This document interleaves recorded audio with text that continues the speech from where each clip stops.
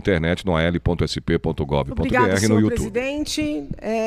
Eu gostaria de fazer alguns comentários sobre matérias que vêm sendo veiculadas, divulgando uma falsa realidade, assim, uma falsa informação, a meu ver, de que eu e a deputada Érica Malunguinho estaríamos numa guerra. Várias matérias me colocando contra deputado ou a deputada contra mim. E, realmente, pelo menos na minha percepção, isso não ocorre.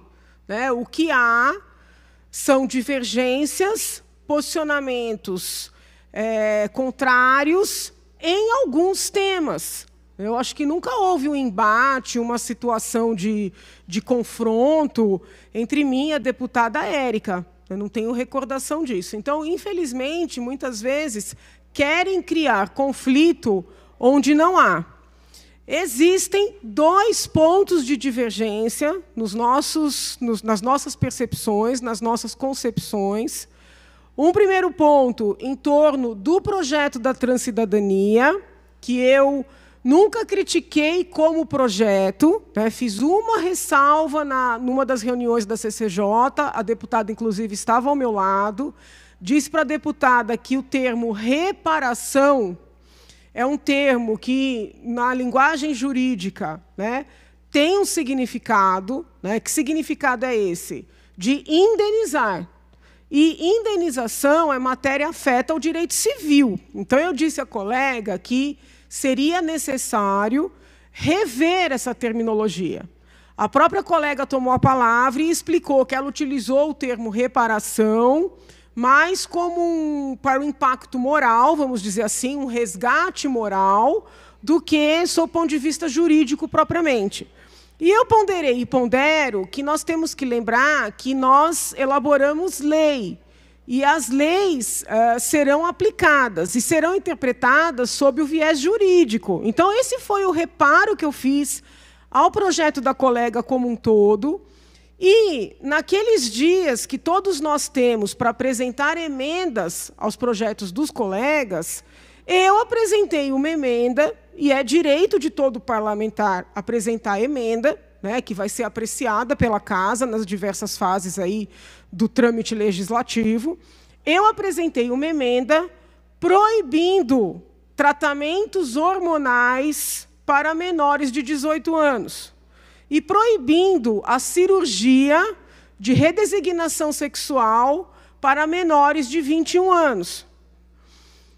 Quando eu apresentei essa emenda, na CCJ, o deputado que deu o parecer argumentou que a emenda seria desnecessária porque a normativa do Ministério da Saúde já proibia tanto o tratamento hormonal antes dos 18 anos, como a cirurgia de redesignação sexual antes dos 21 anos. Eu ponderei que, muito embora seja verdade que existe essa proibição do Ministério da Saúde, a emenda era, e entendo que é necessária, porque, na prática, os tratamentos ocorrem. Muitas pessoas insistiram no discurso de que a emenda seria desnecessária, porque isso não existe, seria como se eu estivesse tentando proibir algo que não existe. Muitas pessoas insistiram nesse discurso aqui, porém, haja vista que eu mantive a emenda, os fatos se impuseram. Os profissionais da área médica e as famílias das crianças que já estão sob esses tratamentos passaram a se manifestar criticamente à emenda. Eu estou tentando ser o mais transparente possível com relação aos fatos. Alguns equipamentos de saúde, inclusive aqui no estado de São Paulo, mas há em outros estados da federação também, já fazem tratamentos hormonais em crianças e adolescentes diagnosticados ou caracterizados. Tem muita divergência em torno dessas nomenclaturas, mas crianças que são consideradas crianças trans. Então, esses tratamentos hormonais já ocorrem e a cirurgia transexualizadora ou de redesignação, até onde eu tenho informações, no Brasil A cirurgia não ocorre antes de 21 anos. Ah, se não ocorre, por que você quis colocar isso na emenda? Eu quis colocar porque eu venho acompanhando casos no exterior. E, por exemplo, na Inglaterra, houve uma situação de uma adolescente de 14 anos, nasceu mulher, biologicamente mulher, mas se reconhece como homem, então seria um homem transexual. Esta adolescente fez uma cirurgia para tirar os seios com 14 anos. Na medida em que os programas que vêm sendo adotados no Brasil se espelham nos programas que já existem há mais tempo no exterior, eu entendi que seria adequado, e sigo entendendo ser adequado, trazer para a lei essa proibição. Porque esses programas ocorrem a título experimental.